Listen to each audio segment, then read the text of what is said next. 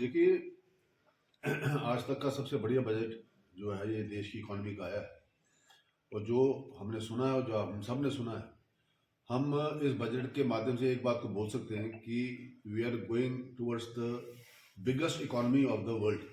भारत की अर्थव्यवस्था दुनिया की नंबर वन की अर्थव्यवस्था बनने के रास्ते पे चल पड़ी।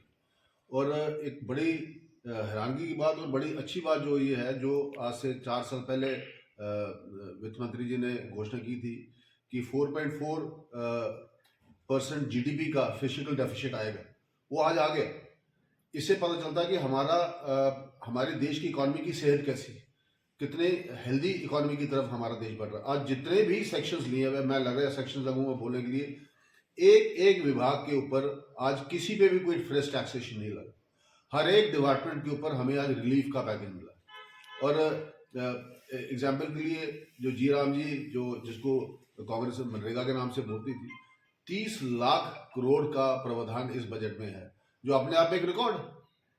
इससे पता चलता कि रूरल इकोनॉमी के ऊपर हमारी फिजिकल डेफिसिट जो है कितना स्ट्रॉन्ग पोजिशन में 4.4 पे आज खड़ा है। यह अपने आप में एक बेंचमार्क है इस देश की इकोनॉमी का, ग्रोथ का। और आज हर एक विभाग के ऊपर वित्त मंत्री जी ने एक एक डिपार्टमेंट वाइज हमें ग्रोथ रेट को बताया है। और हर एक विभाग के अंदर जो है आज कस्टमर को छूट मिली। किसी भी विभाग में कस्टमर के ऊपर जो है अतिरिक्त बोझ नहीं पड़ा। एक हॉस्टल गर्ल्स का स्पोर्ट्स हॉस्टल हर एक जिले में खुलना, स्पोर्ट्स के लिए नई पॉलिसी लेकर आना, हेल्थ के ऊपर नए मेडिकल पार्क की घोषणा करना, हर एक विभाग के ऊपर कैंसर के ड्रग्स के ऊपर टोटल छूट दे देना। एक किस्म का ये जितने भी आज घोषणाएं हुई हैं, ये एक हेल्दी इकोनॉमी का साइन है, एक वाइब्रेंट इकोनॉमी का साइन है, एक स्ट्रांग इकोनॉमी का साइन है।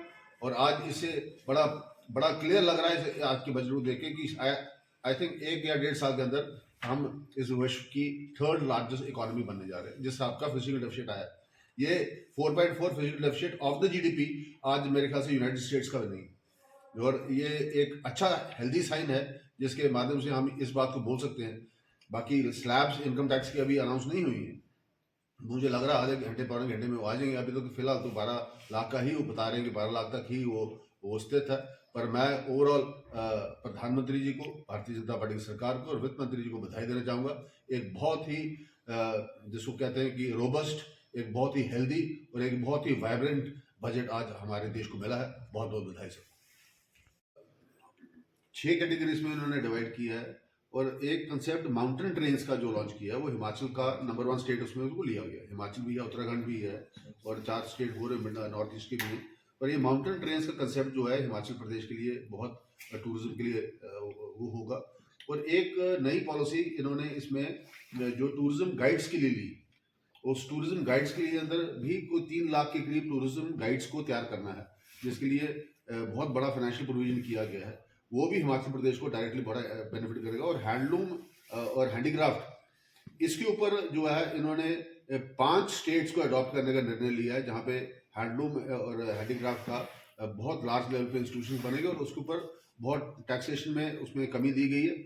और जो वित्त आयोग की जो फाइनेंशियल कमीशन की जो सिफारिश आई थी, जो आप पूछ रहे थे कि मध्यम वर्ग को क्या मिलेगा, जो 18th फाइनेंस कमीशन की जो अप्रूवल है, आज वो ग्रांट हो गई है।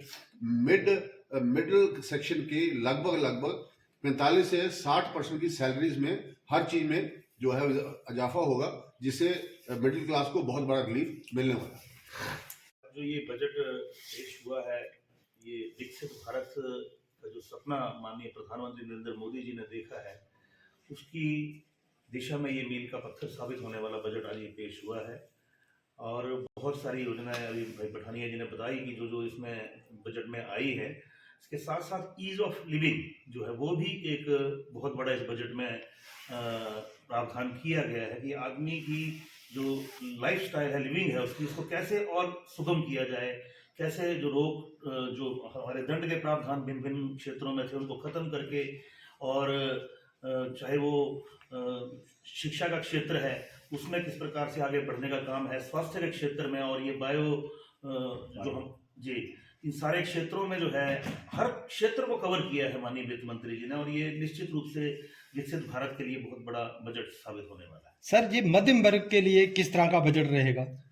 मध्यम वर्ग के लिए निश्चित रूप से जो चीज़ें इसमें आई हैं, अब जैसे बताया कि चाहे शिक्षा का क्षेत्र है, स्वास्थ्य का क्षेत्र है, दवाइयों के ऊपर जितना रिबेट दिया, जितना बजट का प्रावधान किया है, उसकी टैक्स की कमी करी है, उसको जो आयात है, इंपोर्ट है, उसके ऊपर कमी करी है। निश्चित रूप से मध्यम वर्ग को भी इसके ऊपर बहुत लाभ होने वाला है।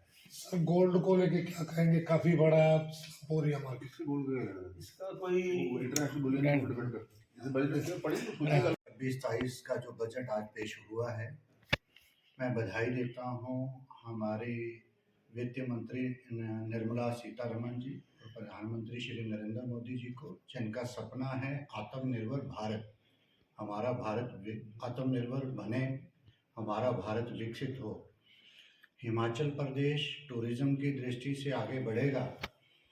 हिमाचल प्रदेश को भी जो आज का बजट जो पारित हुआ है उसका लाभ मिलेगा।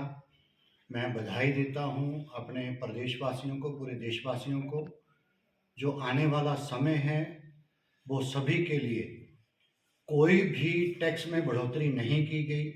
इससे पहले ही 12 लाख तक की इनकम टैक्स में छूट दी गई थी, तो सभी हमारे जो करदाता हैं वे सभी खुश हैं।